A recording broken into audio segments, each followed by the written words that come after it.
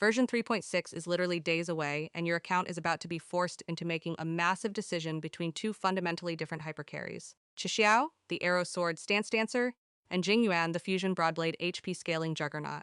In this video, we are stripping away the generic hype to break down their exact mechanical scalings, optimal team rotations, and strict synergy locks to tell you exactly who brings more definitive value to your account. I promise you a brutally honest, purely objective conclusion by the end of this video so you do not waste a single hard-earned pull on a character that will instantly get benched. Let us kick things off with CHIXIAO. Here's what is officially locked in versus what is still actively shifting in the developer pipeline. CHIXIAO is an arrow sword main DPS whose entire damage profile is backloaded into a highly specific Forte resource management system. She is not a unit where you just spam basic attacks. Her ceiling is completely dependent on building up her tuning strain to force her into her Sword Immortal state, where her actual DPS windows open up. To be completely transparent, this next part dives into some recent leaked territory regarding her beta adjustments, so keep in mind these exact multipliers are always subject to final tweaking before the live servers. In the recent beta patches, her 4th basics attack received a targeted multiplier increase, which is nice, but the real massive quality of life change was injected straight into her Forte generation. Her elemental skill now generates 45 Forte, up significantly from the 30 we saw previously, and her heavy attack now applies notably more stacks. This radically accelerates her rotation, cutting down her field time requirements to hit that Sword Immortal state faster and minimizing your overall DPS loss.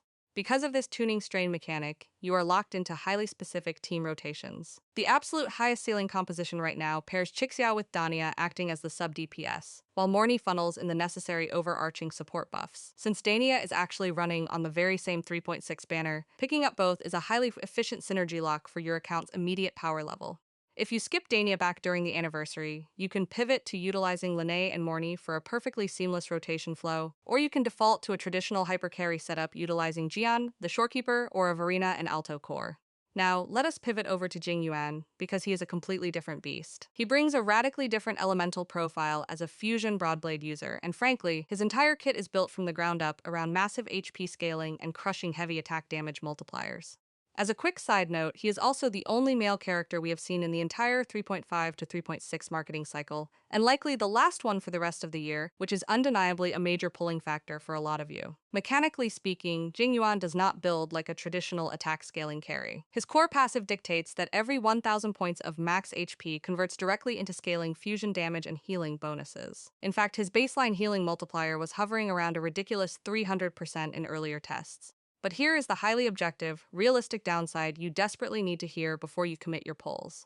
Based on the latest data, while developers buffed his base HP and extended his maximum fusion damage bonus cap to a massive 75%, the scaling threshold was heavily nerfed in response.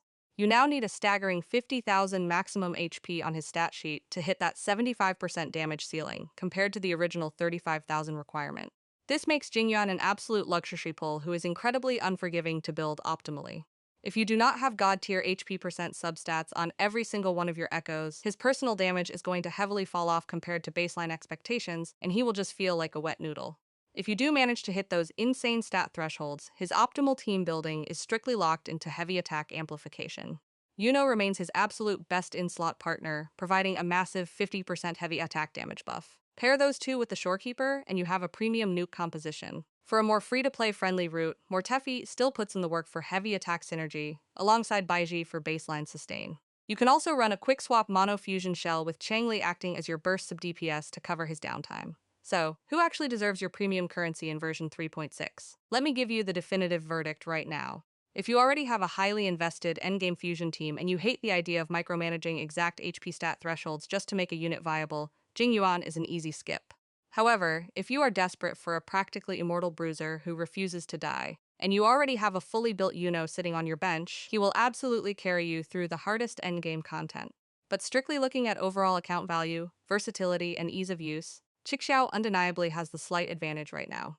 Her recent kit adjustments smoothed out her rotation flawlessly, she is much less demanding to build, and her synergy with the current roster of arrow and tuning-focused supports represents incredibly high value for your account.